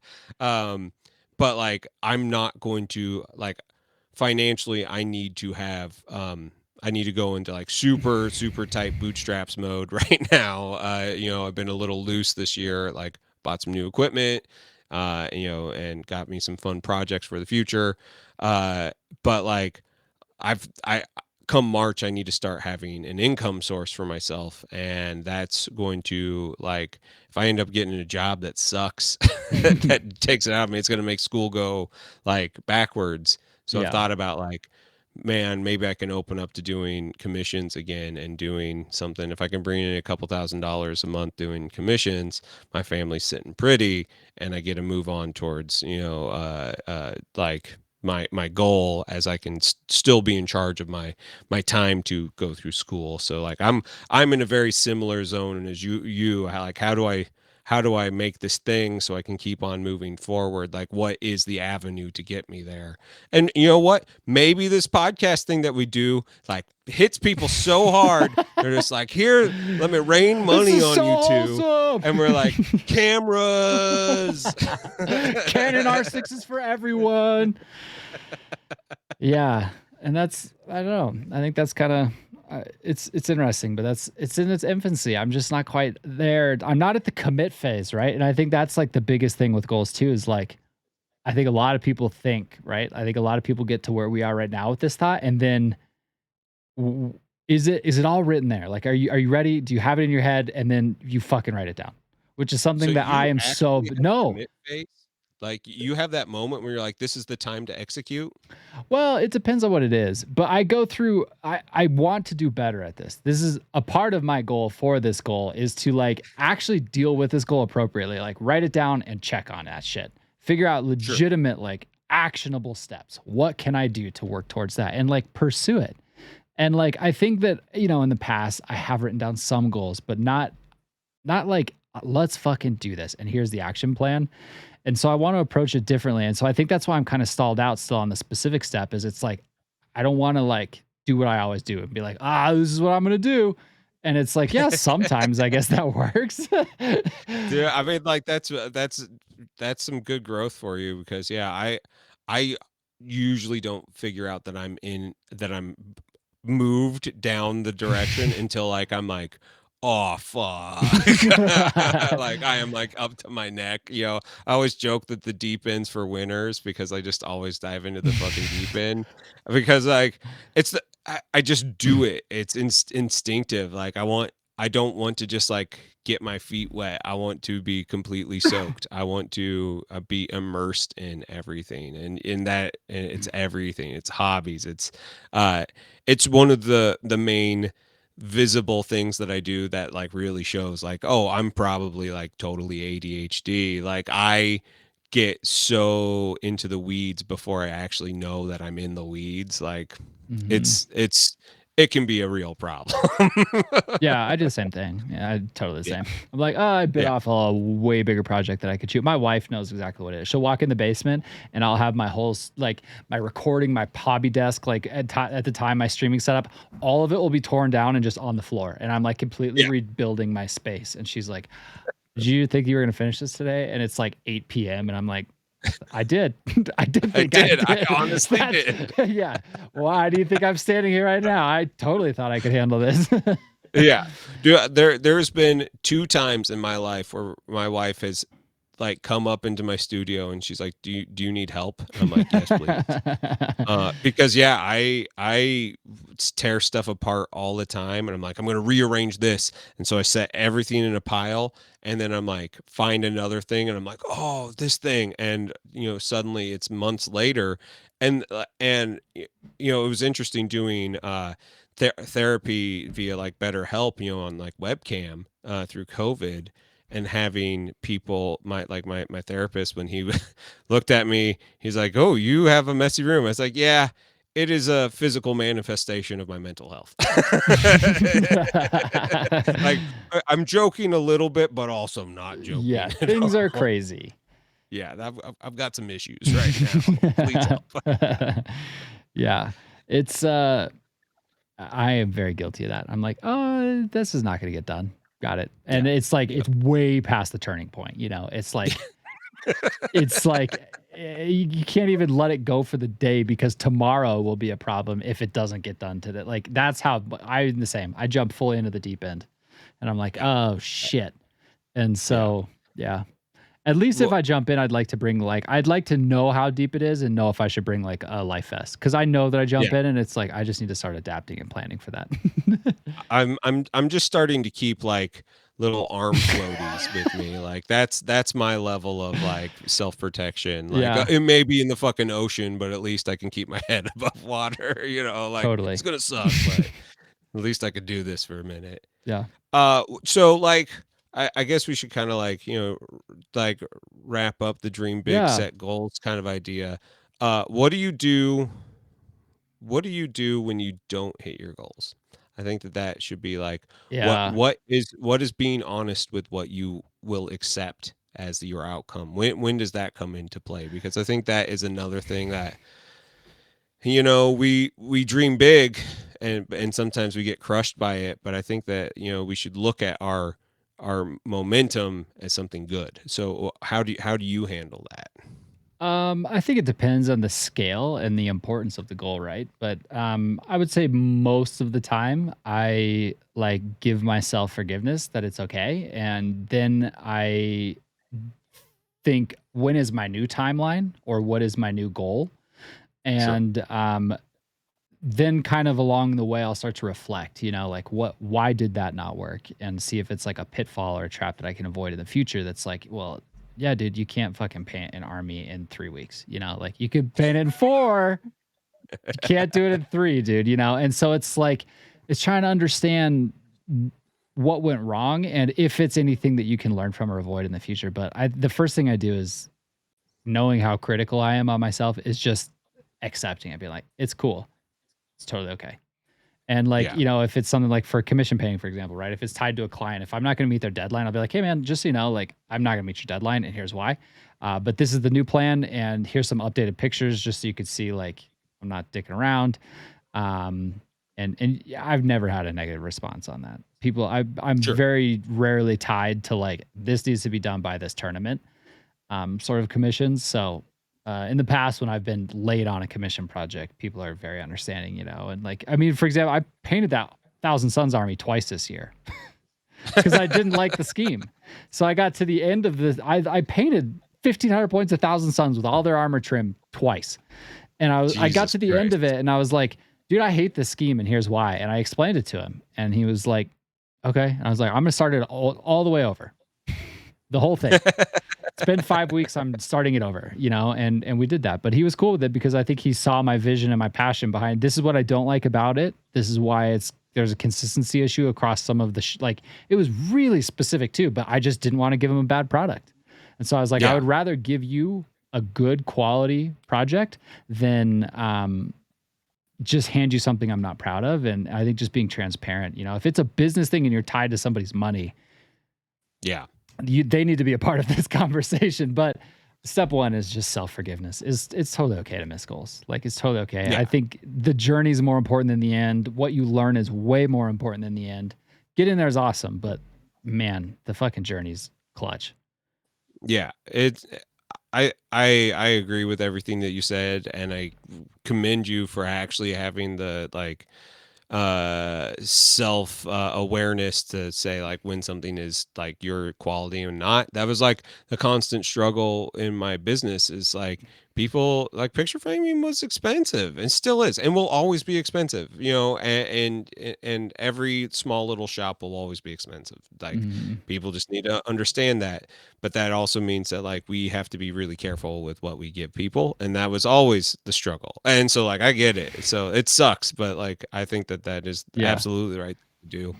The things that I do when I don't hit my goal, like I think specifically yours is great, but like what if like we're heading towards like, oh, I didn't get to be the biggest singer in the world, you know, and like understanding what that means. For me, I look at everything that I've done. Take some time. Always take time. Period. Always take time. Never do anything like it's the 11th hour because it never is. The fucking world does not like center around any of our time frames. So like it's okay to take time to understand what it means.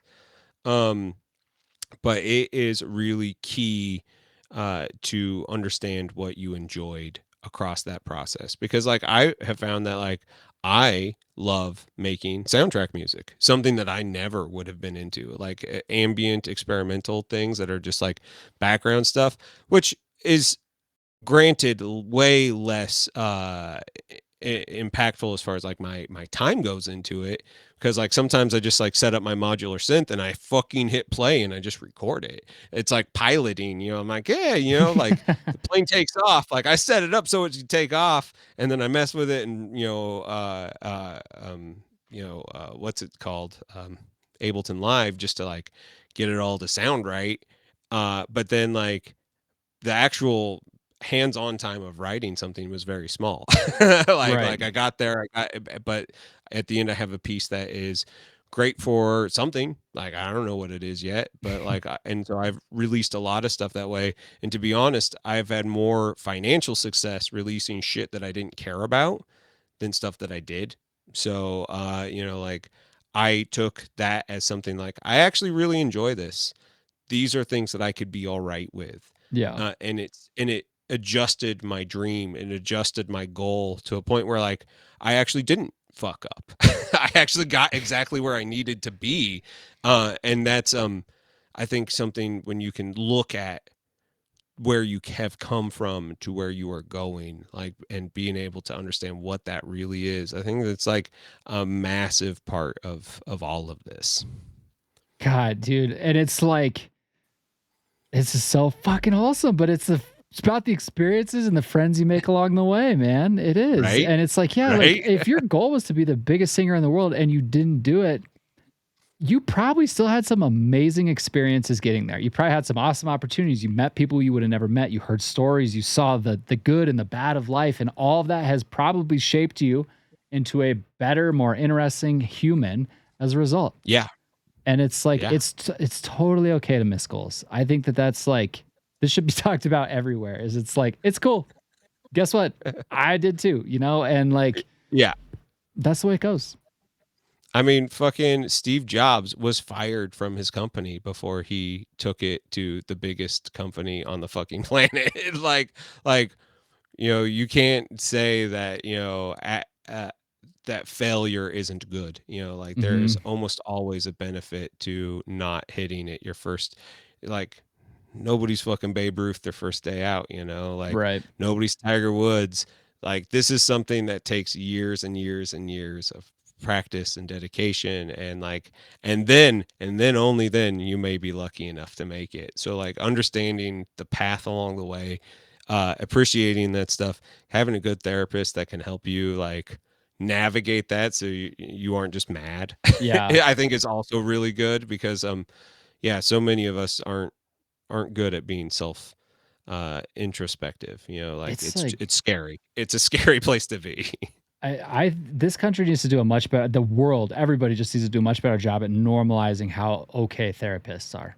Like how Yeah. great it is and how totally normal it's literally should be as normal as going to get a physical checkup. It should be the I agree. exact same thing, and it's got such a weird stigma, and it's so important that we start to move past that in the coming years, that it's like, dude, yeah, I'm just, you go see a therapist if you need somebody to talk to, or you're going through something and you just need a trained professional to diagnose you and talk you through what's going on is so powerful. I've been to a therapist often, like during peak like celiac diagnosis and complete life meltdown, like I was in a therapist every week. And Yeah, it was the most powerful thing that I did for myself during that whole period, was like just talking to a professional about what I was going through, how I felt, and it was the best. It was something that I'll always remember as being so powerfully positive during what felt like an extremely negative chapter of my life. It was like, well, sure. I've got this guy to talk to, and he understands what I'm going through, and is great. And like, God, it was awesome. I hope more people normalize it because it's so important. Yeah. I do, and you can't put that shit on your loved ones, like, and I know like it sucks because it is a luxury, kind of like dental care is a luxury in this fucking country, even though like my mom's a dentist, so like this is I think that's like really kind of Yeah. weird and close, but like everything that you put in through your mouth and this thing here, it's one of the few parts of our body that is inside and outside all the time. Like everything gets goes through this. And like if you have an abscess in your mouth, you're just leaking bacteria into your body, which makes your systems not work right. If you got a fucking abscess in your fucking mental health, it is wrecking every part of your life. And so like if you can afford it, if you can find the help, like it is important. So get your teeth Mhm. cleaned and get your fucking brain cleaned. Like I think that like Amen. Amen. there's not a lot of people get really weird about both of those aspects of life, and I think that they're extremely important. Yeah, they are. Well, should we get some closing thoughts? If you had one piece of advice about being successful with a goal, what would it be?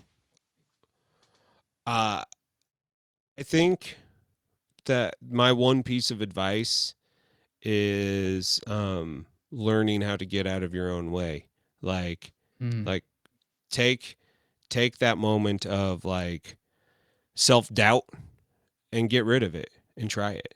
The literally the worst thing that can happen, and I'm sure that there are goals in this world that end up with someone dead or hurt or badly injured, like there are things like climbing Mount Everest. Yes, you could die, but most of the things that we fucking want in life that'll make us happy are things that you can do without with very little repercussions if you fail. So mhm. get out of your own way to try something like that. Like learn that fucking instrument, go back to school, whatever it is, you have way more in your court that you don't know about. Like don't believe your tiny inner demons. The world is ready for more active users. We need more people actively driving the ship. Otherwise, I don't know where we're going to be. So learn how to get out of your own way. Yeah. I think mine is very similar. Like, just take the first step. Just, Yeah. just if you want to go, if your goal is to finish the staircase, you got to go up the first stair first. And then a quick follow up would be have a party on top of the first step. Like, celebrate the fact that you just started.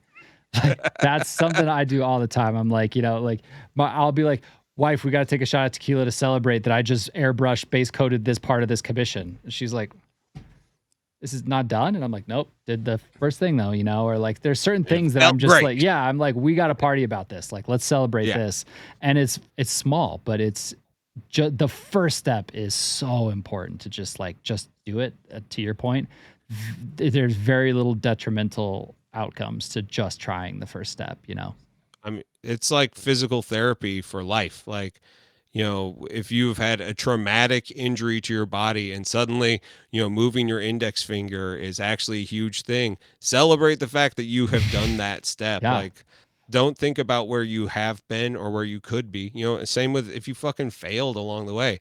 Don't hold up on that you failed.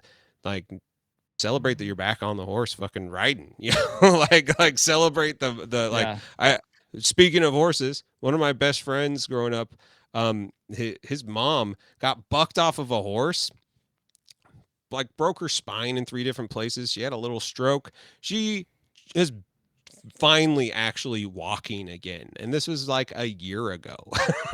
And like Wow. it's been great seeing her grow. And even though she has to give up riding horses, the fact that she's still alive and that she's like, like she got walking sticks for Christmas so she can actually like go on walks with her husband. Like I'm just like stoked that instead of her like being like upset that she now has this, like lifelong handicap for the rest of her life of being alive, she's stoked that she gets to do these things still. I'm like, fuck yeah. That's Yeah. what I need. I need some of that positivity. Yeah. That's awesome. Well, that's Well, goals. That's how you that's achieve your goals. dreams, kids. Yeah. Do it. Feel good about it. We celebrate you for trying, and we'll be here if it doesn't work. We'll be here if it does. There's this thing, friends. Friends like to stick around and watch people do things. So like, don't think that you're doing this in a complete and total vacuum. Yeah. True. Big true. So I know that we've discussed wrapping up the episodes talking about something that we're like thankful for or happy about or like something really cool going on in our life right now. Yeah. Yeah. I'll go first. I got two. One is a serious one and one's more silly. Okay. First thing that I am really thankful for is my college program that I'm in right now through Western Governors University. It is an online learning experience for people like me who are making career changes who may not have gone to college because I never did school. I didn't have money, didn't have the grades to. And so like I took this time to actually do this, and it is a competency based program. So you can enter into, it's a really narrow degree field. So like there's only like, there's, I think, like 16 different degrees that you can get through there. So they're very specific, but they're something, especially if you've got nothing, or if you wanted to finish up like a master's degree, you could do that there too. They have it's more narrow, but you could do it, and it's all competency based. So instead of like getting an A through F, it's a pass fail, which equals out to other schools like a B average or whatever. Even if you got perfect, it's still a B average, but it's done like based off of what you know. So if you've worked like I own my own business for 11 years, so I went to business school with like a specialty in IT so I could learn something along the way. Everything that I've learned informs the classes, so like I get to like not focus super hard on like memorizing everything that came out of it. I'm using it as a tool to augment the stuff that I already know, and then I just take the test and pass the class. So I, in the last 3 months, have passed 8 classes now, which is Nice. amazing. And I would be much farther on if I wouldn't have taken a job. So if you need something new, if you need something, I'm really thankful for this program. And Western Governors University, I think, is a really cool place to grow.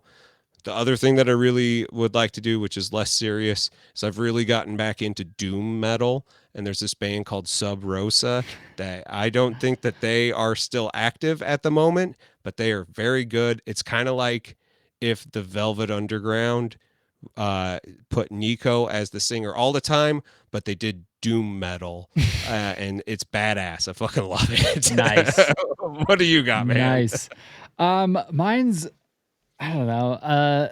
I'm really thankful for, and it'll get deeper than this, but currently I'm very thankful for my 3D printer. My Elegoo Hell Saturn yeah. is awesome. I got it on Black Friday.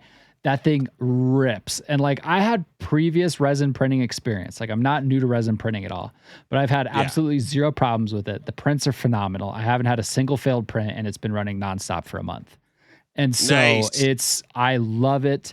And I'm very thankful for it right now because I'm making massive changes to my 40K list because I'm playing 40K again. I've been trying to make it more regular again to get back to it because I've just been so busy the last half of this year that like playing 40K, I think I've played 40K 5 times in the last 6 months. And I was Sure. the first half of the year, I was playing 40K twice a week. And so it's a big shift. I'm like getting back to it. And I've been playing the Black Templars box and that army. I think it's boring. I think the book sucks. I don't think it's a good army. And it was really I just wasn't for me. I think it's like just lame. So I couldn't get Sure. excited about it. I wasn't having fun. So I was talking to some of the guys on my team who are having some really innovative Death Guard lists that involve like combining in Nurgle demons. And I'm like, I don't have any Nurgle demons, and I think the models are terrible themselves. So I've been 3D printing and like supporting some like 3D sculptors and stuff, and buying some of their like demon prints STLs and all that sort of stuff. And so I've been printing out what I need for this army, and it's awesome because it's cheap as shit, first of all, and second of all, the sculpts are just awesome. Like they really speak to Super. me. They really like are more modern contemporary versions on an army. So it's like it's very there is definitely a strong connection between playing Warhammer 40,000 and how much I like looking at the army that I'm playing.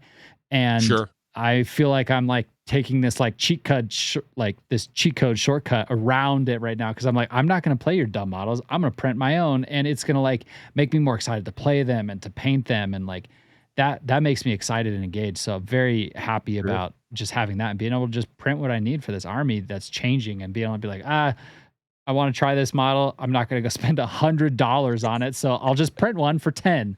And Yeah. so I'm really Dude, thankful for I that. highly recommend getting into the creature caster stuff for some of their Nurgles. They're Like awesome. they're what is it, the King of Ruin, and it's like the Great Unclean One, like sub Mhm. in model It's is dope. so much better than the fucking GW model. It's like it's one of those things that Games Workshop should just buy the design from Creature Caster and release it as their own, because it is the Games Workshop one is kind of cheesy looking, and it's like, nah, Creature Caster totally, specifically the Nurgle thing they really Yeah, get.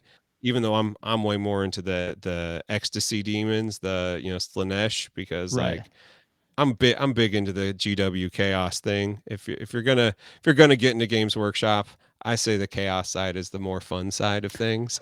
I agree. I think that's a fair blanket statement. I completely agree.